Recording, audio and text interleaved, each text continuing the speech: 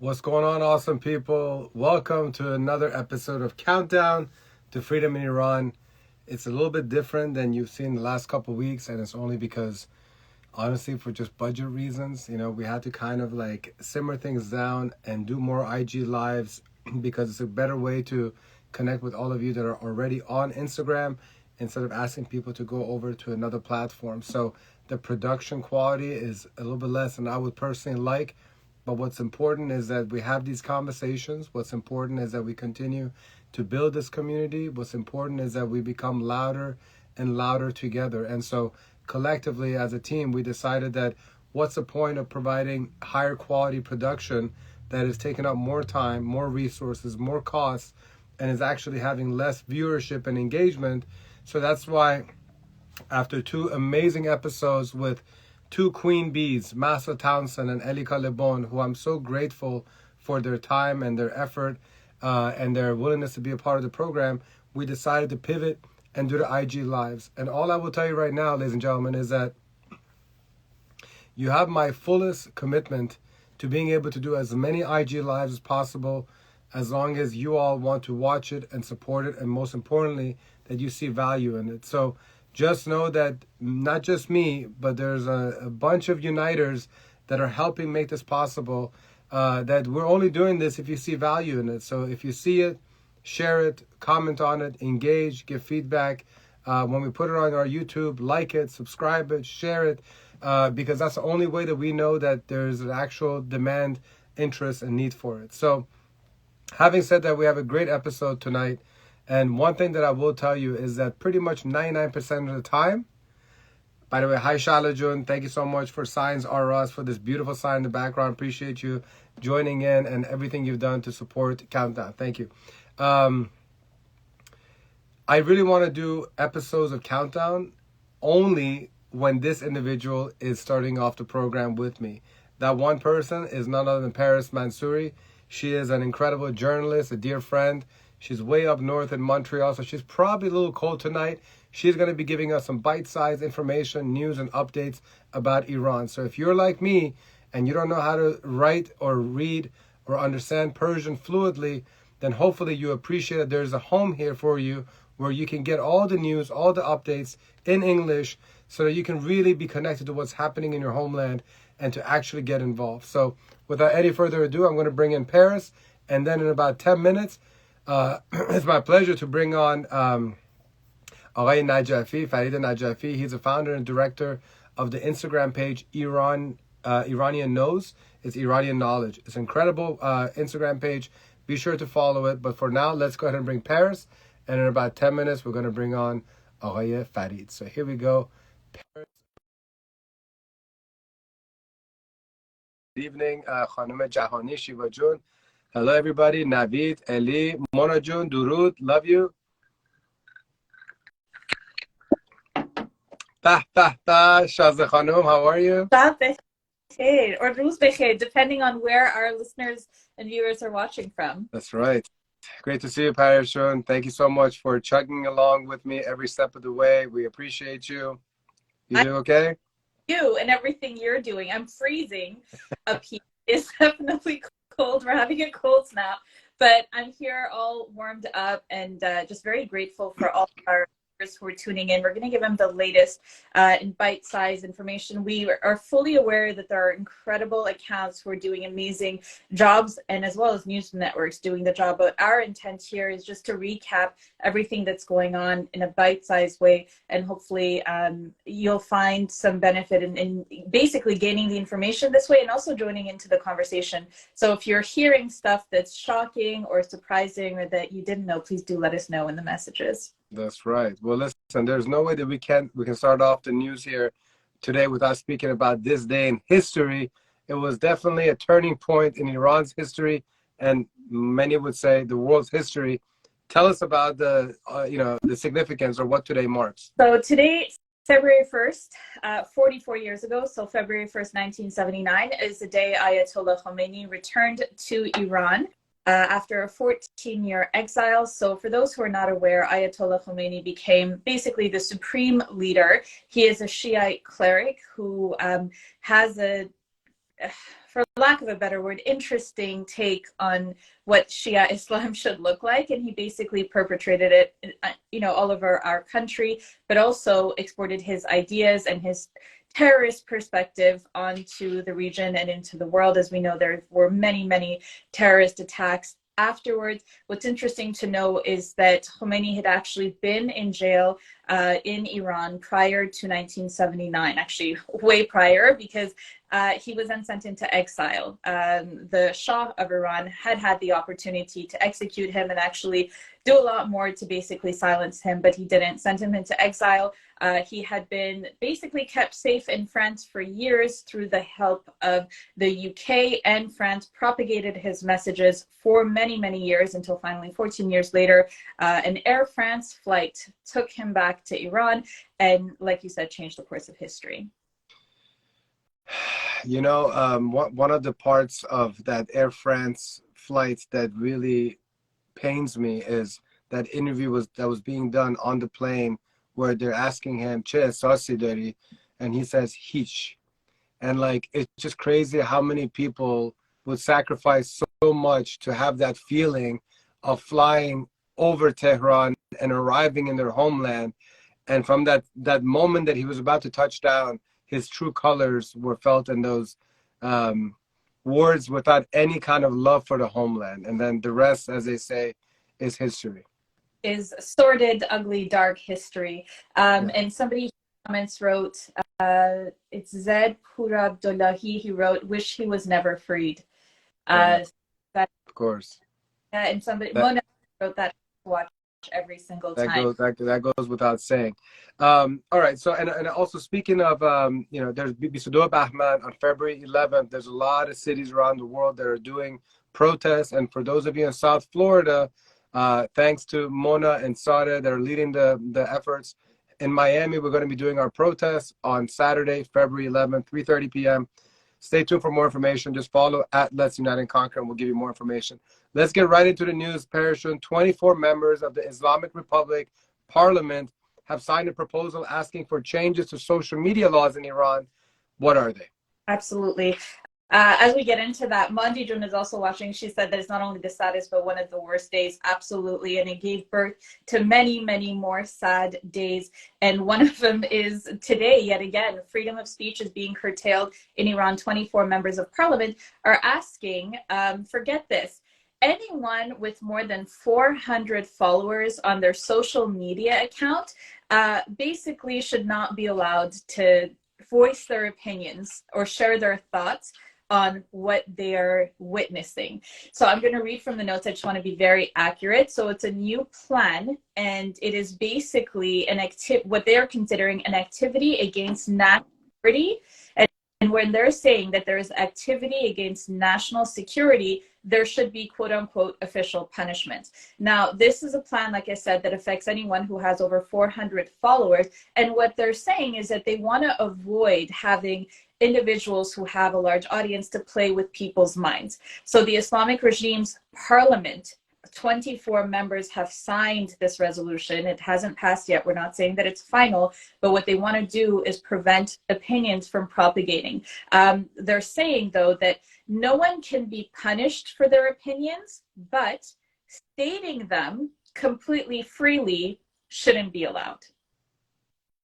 Make that. There's no making sense of anything that the Islamic Republic does. Agreed. But thanks for sharing the headline. It's just there's no more details that can be shared with that. There's also another resolution from the Judicial Commission that places even more restrictions for women. Now, what does it mandate? So currently, any woman who is married or any woman who is a minor needs permission from their husbands or fathers to travel outside the country. What this, basically the spokesperson for the Judicial Commission of the Parliament says is they are putting forward a new commission that says any woman at any point, regardless of whether they are married, not married, minor, widowed, whoever they are pushing for them to have some kind of permission from a guardian to leave the country. So that's not the law yet, but just letting you guys know. Yeah. You know. I mean, because if I'm not mistaken, up to this point, is like if you're married, you can't leave without the permission of the husband. Now they're just kind of painting a broad brush, and like essentially, if you're a woman, you have absolutely zero rights. Exactly. Again, no surprises. Even more reason why we have to continue having these conversations, continue to stand up, continue to fight, because it's like we're living in a different universe. You know, like we say these things, thinking that this is fiction, but this is actually the story of our people's lives, and so like it's shocking, and we have to turn the shock into action. So the other news is Iran special police commander denies killing, injuring protesters, and of course they always deny any kind of wrongdoing. What happened here? So as we know as we know from the images, is that there are so many protesters who are shot in their private parts and also in their eyes. There are doctors, there's a statement from over 100 doctors that has come through in Iran. I'm quoting from an Iran International article here.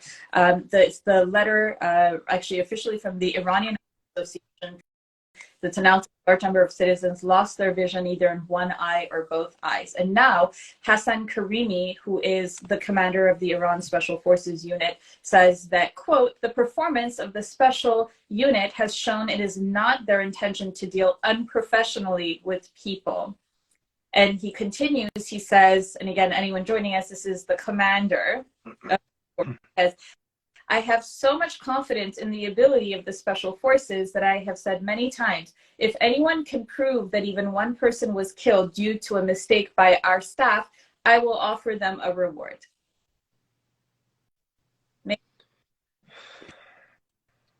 Good stuff. Let's go to January 28th. As if the situation in Iran wasn't bad enough, there was a 5.9 magnitude earthquake in Hoi. Do you have any updates with what's going on over there? Unfortunately, just more individuals who are unaccounted for. Right now, the official number is 3 people have lost their lives. More than 800 people are injured. And that's according to Iranian news agencies, which we know are not always accurate. There's a shortage of tents, of food, of supplies, of medical care. Our understanding is from what we're seeing online that there are individuals, including a famous football player, who have rallied together to raise funds, and their accounts have been basically locked and they don't have access to it. So it is basically the regime offering no help at all while our people freeze to death in sub-zero temperatures. I saw this one video, like this one man basically pleading for help, telling people how they're cold, they're starving, and like how they, you know, the government is not even, there's no officials there to like, you know, imagine a big earthquake happening in New York City and nobody cares, you know, like that's kind of what's happening over there. It's absolutely heartbreaking. That is individuals who'd gone to official buildings in that city to ask for help and to ask what's going on. They were hosed down by government. I saw that. That's right. They were like protesting, of course. Ladies and gentlemen, if you're just joining in, thank you so much. This is Countdown to Freedom in Iran, the IG Live series. In just a few minutes, I'll be welcoming Farid Najafi, the founder and director of Iranian Knowledge on Instagram. Iranian Knows, incredible Instagram. They're doing a lot of wonderful things. I can't wait to talk to him. Now, one of the most precious faces that come to mind when you think of this revolution is Kiana Pirfalak. That's a name that and visual that kind of continues to haunt us as it's one of the children that we've lost. And there's now struggles, unfortunately, that continues for his parents. So I understand there's some news happening with Kiana Pirfalak's parents. Yes, unfortunately, it's very short and quick, but very, very heartbreaking. His father, essentially for anyone joining us right now, Kian Pirfalak was a 10-year-old child. He was in a vehicle with his parents. Islamic regime forces fired on their vehicles. He lost his life. His father was in the hospital for a long time because he was also shot. His father had not been told that he lost his son. He only found out, you know, long after his passing. But now we know that his father is a paraplegic. After he was shot, he got 3 bullets in his spine. The mother is the sole caretaker now of the family, and she has lost her job. So it's obvious that the government is really doing their best to make sure that this family does not thrive and continues to suffer. Unbelievable. What about there's some detainees too, that and some that their name kind of stands out. Can you give us some updates about individuals? Absolutely. So we'll go through some of the detainee hashtags that we should continue sharing. But right now, an individual who many may be familiar, her name is Armita Abbasi. She's a 20-year-old woman protester. She was arrested, again, for community guideline purposes here on Instagram. I'm going to not describe what happened to her, but it was extremely brutal, extremely physical, and she is hurt, and her conditions are basically questionable and unknown because she's currently in detention and we have limited access to her. Her trial started on Sunday, on the 29th, and her father wrote a very questionable post on Instagram, which shows that they're probably under surveillance, probably under control, because he referred to her trial as fair and legal, and it's very questionable terms for a father to be using, considering what happened to his daughters. So definitely please continue using Armita Abbasi as a hashtag. Let's please keep the pressure on her. As we know, saying their names can save their lives, as Elika Lavon has taught us. So please keep using her hashtag. Definitely.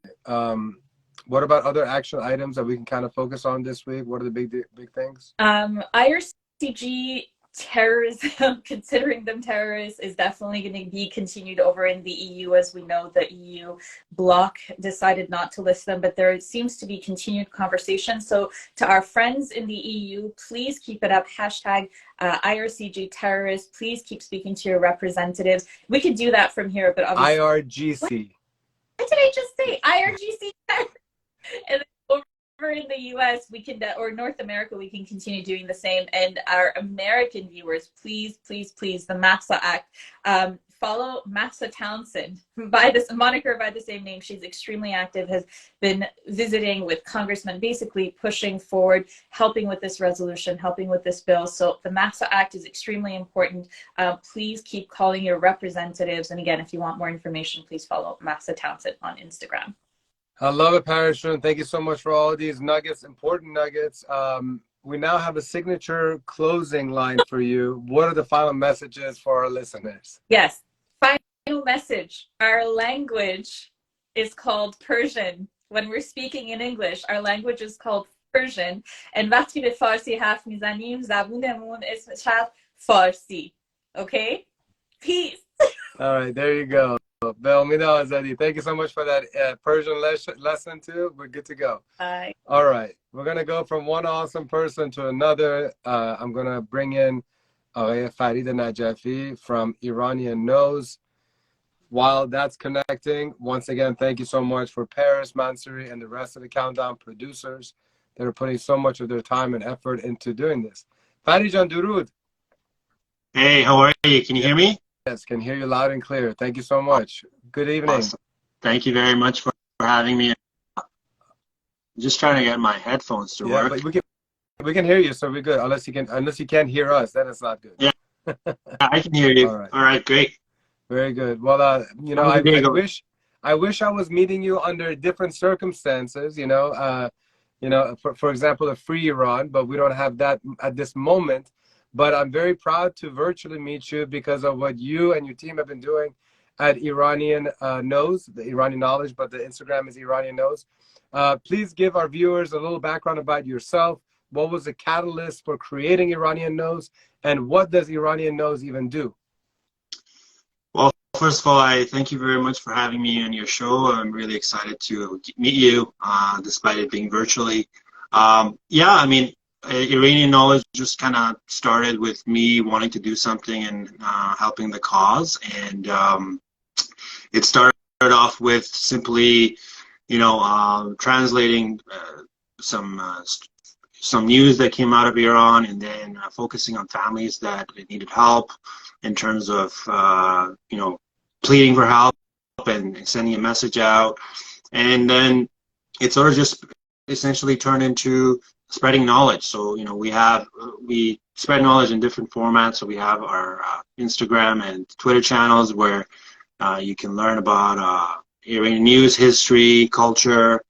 And we also have a database where on IranianKnowledge.com where you can find more information about Iranian prisoners, people that were killed, Islamic Republic family members, and so on. So we're a team of about 30 people, all volunteers across the world. I'm personally in Vancouver. We have volunteers in Toronto, Los Angeles, all over Europe as far, and then we even have volunteers in Japan, which is very, very exciting. And these are all people who want to just help. They want to do something. They don't want to just stare at their screen every day. And they're volunteering their time in terms of content creation and data entry into the database. And we got some really exciting stuff coming up. Basically, the anniversary of the 1979 revolution is coming up in about 10 days. Massa kind of touched on it. Today was the first day where Khomeini arrived in Iran, which is, it's painful to watch. But what Iranian Knowledge is going to do is we're going to go back 100 years to 1906. In the next 10 days, we're going to basically release a series of articles that just kind of covers, how did we get to this point? So tomorrow you'll see an article about the first revolution in 1906, and then we're just going to kind of move forward up to the day where February 11th, when basically the dynasty, the Pahlavi dynasty, ended. You're giving a visual history of what got us to this point. Yes. There's actually somebody over here that says that he's in Turkey or she is in Turkey, available to help. So greatness.shah. I don't know if that's to help Unite and Conquer or Farid, but either way, we appreciate it. Message whoever you'd like to help. I have no doubt that Farid would benefit from more help, and I'm sure at Unite and Conquer we can definitely benefit. So, Farid, I know you said that you wanted to do something, but is this like your technical background? Are you like in IT? Like what is it that like kind of made you think that this is what I want to contribute to this war? Yeah, my background is in technology. I'm a president of a software company, and initially I reached out to friends and I wanted to do something. It didn't really go anywhere, and I have an entrepreneurial spirit, so I just sort of went for it, and just it stuck. I got positive feedback. A lot of influencers appreciated the content and started sharing it. We're only 2 months old, so we've been only at it for a few months. We're still learning. We're still understanding what people want. Still, learning content creation and sharing and things like that. But it's a very exciting journey. I myself personally have learned a lot about, I thought my knowledge of Iranian knowledge, my knowledge in general was good, but I didn't really know much. So as I did more research and as we learned more and posted more articles, we're really starting to understand who we are and our connection with our country. So that's where we're at, and we're really excited with what we're doing, and it's good to just have a small impact. My goal is to just have a small impact on the cause. Well, first of all, it's like a snowball that's growing. I feel as though that what you're providing, it's really just going to continue to grow, and it's definitely very, very important. In some shape or form, we've kind of, tried to do our way of just sharing information. You're going much more in depth, and that's incredible value for a lot of people who just have never been able to learn more about our history. So it's incredible what you're doing. What is it that you need help with? Now that there's some people over here, if there's something specific, do you need editors? Do you need storytellers? Do you need people doing social media? All the above. This is a good time to just kind of put it out there and see who can reach out to you. Yeah, we have a good team. We're in good shape. Anybody who is out there who's interested, you want to make a contribution, feel free to reach out to us, message us. You will go through a screening process in order for us to validate who you are. And once we know who you are, then you can go in different directions. There are people who are simply researching Iranian prisoners and entering it into our database. And this database is essentially for NGOs to be able to identify prisoners that don't have sponsors, or maybe some media companies that are trying to figure out more about a specific person that's deceased, and so on. So it's kind of a work in progress. We're actively populating the system, so you could work on that side, and then we have a bunch of techs that essentially work on the application. So if you have a skill set there, you can work. Yeah, by all means, feel free to reach out. If if we see that you're a good fit and you're interested, we'd be happy to add you to the team. Right now, if they want to go and see this database, is it like open source? Like, do they go to your Yes. bio and stuff? Yeah, just go. You can either go through our Instagram, Iranian Knows, or just simply just go to iranianknowledge.com. You'll land on it. It's public. It's free. Anybody can search for information and find data that you're looking for. Your previous master, I think it was, she talked about Armita. You can, for example, go and look up Armita and see, the latest update on her. The goal of the database is for the Iranian community to have a central repository of information, right? There's lots of news and there's lots of articles out there. This just kind of brings it all together. So if you're trying to, let's say, find information on 10 prisoners, you can simply go there, search for it, and then export the data out and do whatever you need to do. So that's where it's at, and I'm having discussions with lawyers and other nonprofit organizations to try and see where it will go. I would love for the fact-finding mission to find a way to use it. So it's kind of a thing that we started, and it's out there. People can use it. First of all, just my humble recommendation is that continue to reach out to as many active influencers and have these type of IG lives. I think it's so important for the entire Iranian community to know that this exists. Yes. They can utilize it for like a plethora of reasons, but it's really important that everybody knows that this even exists, Let me ask you, you said it's been a couple months. What was a turning point? Because from just the way that you're speaking, it seems like you've been away from Iran for a long time, or either that or you're just very good in the English language. But, what was the catalyst? Like, did something happen where you're like, I just can't keep on watching.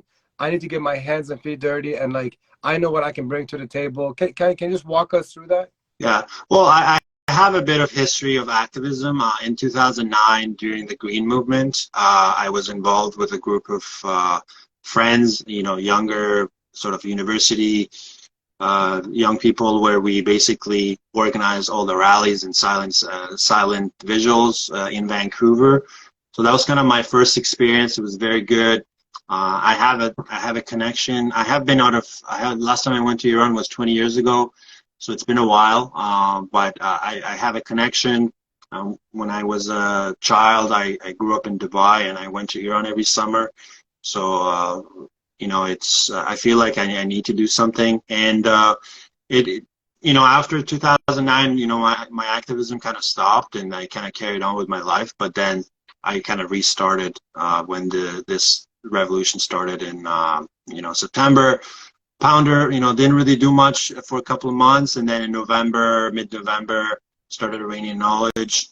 It was slow at first, but then once people started noticing and they appreciated the content and shared it, it started growing. And had a couple of interviews, TV interviews, and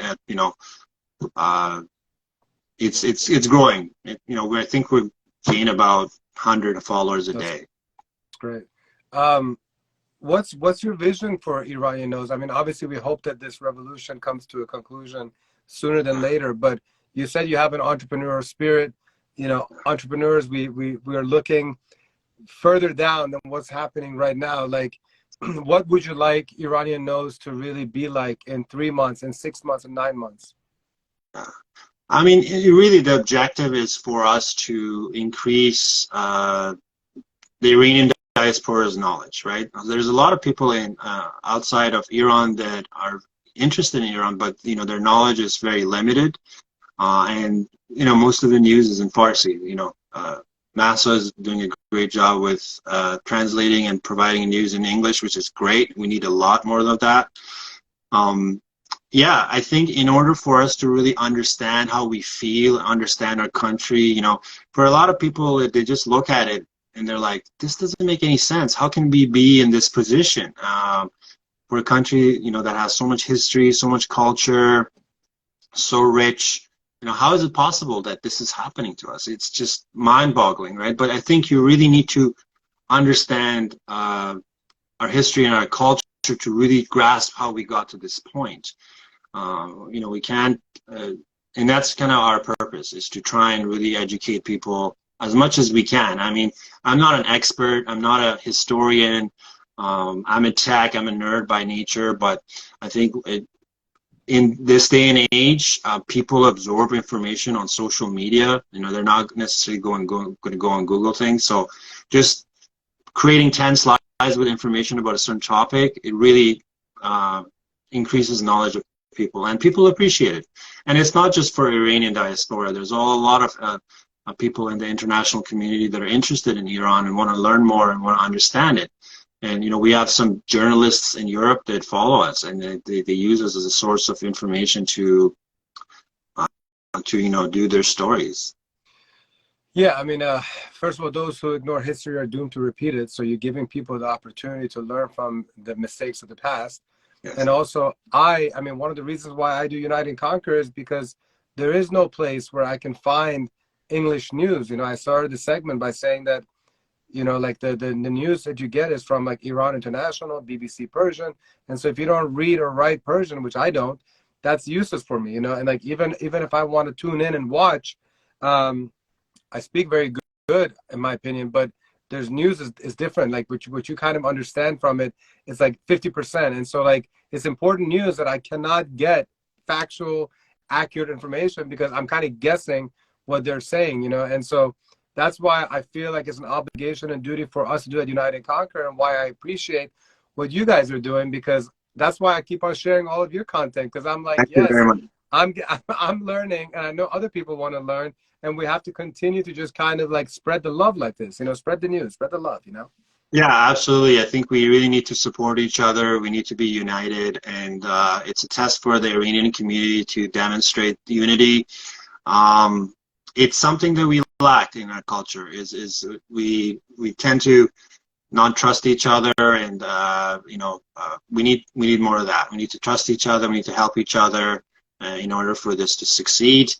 I recently, last night, I posted I think in the 2 a.m. in the morning, I posted a letter that was written by a prisoner, Mazlumi, inside the prison. And I posted I read that letter you posted. Talk about it. Go ahead. Yeah. Yeah. So, I think a lot of people should go and read that letter.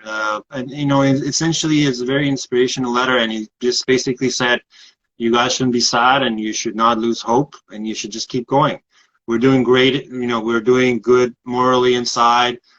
We're teaching French to each other, which is incredible. I don't think there's anyone in the Iranian government that speaks French. And then we have all these amazing people inside jail teaching each other French, which is incredible. They're teaching each other different skill set that they have. And yeah, you guys just go and read it. It's very touching. A lot of people appreciate it. So that's sort of some of the things that we do, is we try and get some of these important news out there. We try not to focus too much on the little greenery, the little small headlines that come out, out of the parliament and things like that. We try and focus on more of the, okay, this is significant. We're going to focus, do a post on this, or we're going to do a couple of stories. But we'll see. I don't know. What's your opinion? Do you think we should do more coverage, more wider coverage? Well, I mean, I like how you have balance. You have balance of history, world news, like from the history, and then you also have like very pertinent news as well. So I think you have a good balance going. It wouldn't hurt to do some polls on your Instagram stories and be like, what do you want more of? Do you want current affairs, or do you want old news? Your demographic is going to be able to tell you exactly what they want. And if anyone's watching over here, especially if you've been following Iranian Knows, tell them what you love. Tell them what kind of feedback that you can give. What do you want more of? But I believe that the people that are watching this IG Live, they're like me and you. It's like we don't have a home where we can really get access to all this information and knowledge and history in a language that is easy for us to digest, And so I believe that whatever you're doing, keep on doing it more often. It's going to continue to grow, and it's going to make a big impact. And somebody here said, personally, more focus on the bigger news as not to drown out what's important. And then Shahla, who's one of our therapists at Unite and Conquer, call to action steps. So you're getting a big following now. there's a lot of responsibility for that, and we're able to point people towards a lot of call to actions, and maybe even doing collaborative posts with the Massa Townsends, with the Elika Lebons. Whenever you see somebody that's doing action, with this platform comes power to influence, especially in the U.S. and Canada. So this is a couple of things that I'm seeing here. And then Saudi during the lows of real-time news from Iran, I appreciate the history. So yeah, so like today you put a post, or was it yesterday, news from like a 1990 protest or something. I mean, it was you switch it up. I like that. Yeah. I think it was one of the first sort of protests that took place in 1999. It was called the student protests, right. And all of these things kind of lead up to where we're at. So I think it's important for people to understand, what happened during that time. How did it go? What was the objective? And that was sort of the opener for 2009. And then there was protests after that as well. So these are sort of some of the things that I think I learned myself about who got killed, how did the government react, and what are we doing today, where are we at, and so on. Right. Here's my last question for you. How often do you get called Roger Federer? Well, I'm glad you noticed, but yeah, from certain angles, I don't know if it's this way or this way. Apparently, I look a little bit like him. I play tennis too, but I'm nowhere as good as that guy. I'd rather take my chances playing tennis against you than Roger Federer. Yeah. But listen, man. I mean, kudos to your entire team. If there's another closing message you'd like to share, the virtual stage is all yours. Let me know if there's anything we missed. No, I honestly, I think, people listening in, stay positive, keep going, just continue to support people like Iman and, Iranian Knowledge. And we just need to stay positive. This is a long game. It's not something that's going to happen overnight. I think when I started Iranian Knowledge, I said, what I learned from my past experience in 2009 was, I'm just going to keep going. Every day I'm going to take a small jab at the Islamic Republic. I'm going to educate the people out there. I'm going to put a spotlight on the atrocities that are taking place, and just amplify the voices of Iranians and just do my best. And so what me and you do is not going to matter if everybody else doesn't support it and share it. So it's important that people share the content and just kind of get it out there. As content creators, what we want is for content to go viral, and so that's not going to happen without the support of our followers. Absolutely. And I mean, I think the important thing is that all the English speaking content creators, we need to continue to collaborate, and so just having this conversation with you, and last week with Elika, 2 weeks ago with Massa. There's so many people doing so many awesome things in their respective area of specialty and experience, and we have to continue. We have to leverage this simple technology that allows us to have a communication with our network, with our whole community, and then have them spread the additional information that we need them to kind of do, so that we can unify on a larger scale. So these little conversations, they all add up, and everyone that's joining and following his page, this is all the things that we need. We need to follow each other's pages, ask how we can help, suggest how we can help, take that initial message and be like, hey, this is my area of expertise. Can I be involved? All these kind of stuff. So it's a collective effort. Absolutely. If there's anything I can do for you, Iman, feel free to let me know. You have my number. Thank you. Send me a message. I'll be happy to help you. I have experience with technology. I would also be happy to share, our growth spurt and, what works, what doesn't work, what you should try. It looks like you already pivoted, which is great. You've noticed that, hey, maybe I need to try something else. Yeah. And I hope it'll come. I don't know about your background, but it's all about trial and error. Oh yeah, for sure. I mean, at Unite and Conquer, we keep on throwing spaghetti against the wall and seeing what sticks. So, Yes. yeah, no, it's work. I mean, but it comes down to conversations. Conversations matter. They're what keeps the lights on. And so I'm like, you know what? I'm a very curious person. And so anytime somebody pops up on my radar as somebody that I appreciate, I respect, I want to be able to kind of like give a small spotlight.